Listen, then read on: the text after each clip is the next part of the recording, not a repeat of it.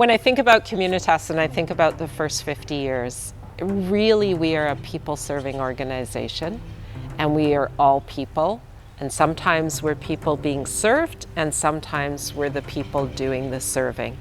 And I would look forward 50 years and hope that that hasn't changed, that we are still people being served and people doing the serving, and that sometimes those are interchangeable and sometimes they're indistinguishable. The fact that this organization has stayed true to its mission, vision, and values for its entire 50 years, I think that's an accomplishment. It's more than a paycheck. They really love the work that they do. They believe in the work that they do. They care about the people they serve, and it shows. And I think that's been true for the entire history of the organization. I think that the foundational pieces that have lasted this first 50 years are the same pieces that'll take us into the next 50 years. My father and Henry Bourne and Peter Lowen were three ministers. They were all from the Yarrow area, and the parents had approached them asking, where can they go when we can no longer take care of them or when we have died? It started when parents asked the question, who will look after our children? Which was a good news story, that their children were going to be healthier than they've ever been before, but now it meant somebody needed to take care of them. There wasn't much professional kind of ideology that was spouted. It was just a desire to care for and look after those people who were part of us, our community. They didn't want these children to be institutionalized. They wanted to have a home environment. And they had listened to the people that they were serving, and the increasing feeling of, we must do this. If we at all take these people, however they're labeled, seriously, we must attend to their needs. There was a general feeling that was pretty strong at that point. The only options they could see on the horizon was institutional care. And so they came to MCC asking, will you help us? We want something different for our children.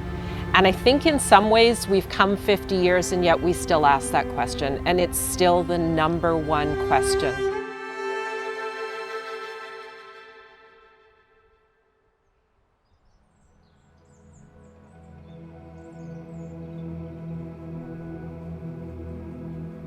In June of 1974, a large home became available in Rosedale. This house was offered for $59,000, and renovations were quickly done, and the official opening of the Cedars was in November 1, 1974. About the same time, MCC was already using a property called the Twin Firs. The BC Ministry of Human Resources suggested to MCC that that home be transitioned to looking after people with disabilities. That was done soon after the Cedars was opened. So when parents 50 years ago started asking the question, who will take care of my children, they were advocating for their children, and they're still doing that today. So I think that's been another theme that's gone all the way through our history, is that there have always been people who have advocated for the people that they love and care for. And we've had the privilege as an organization of coming alongside those parents or those caregivers and said, let's be a part of that. Show us how we can help you be a part of that and how we can help care for the loved one in your life. I think about the mission of Communitas, that we are inspired by Jesus Christ to create places of belonging and growth and contribution.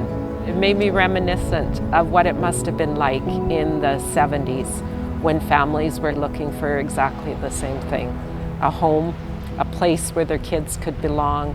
I think about how that mission is unchanged over 5 decades, and I'm just inspired by what we have accomplished and what we can yet accomplish. I just find it amazing that day in and day out we get to create the belonging and the growth and the contribution opportunities for all of us, for people of all abilities and all possibilities.